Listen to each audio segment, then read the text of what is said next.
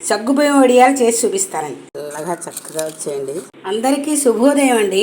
ఈజీగా చేసుకునేది మంచి టేస్టీ ఉండి సమ్మర్ స్పెషల్ సగ్గుబియ్యం వడియాలు చేసి చూపిస్తానండి. నేను ఒక 1/2 కేజీ సగ్గుబియ్యం తీసుకున్నానండి.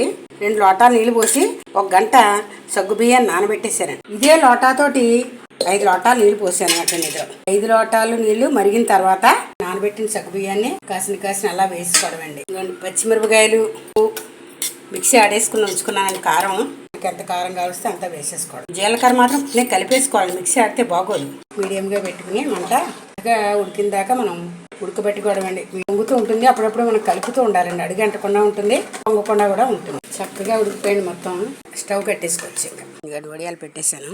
చక్కగా 2 రోజులు ఎండే అండి వడియాలన్నీ వాటంతటా అవే అలా ఊడొచ్చేస్తాయి.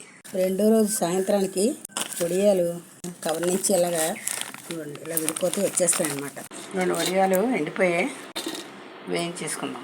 ఇదిగోండి సగ్గుబియ్యం వడియాలు వేయించాను. గుల్లగా తెల్లగా చక్కగా వచ్చేయండి.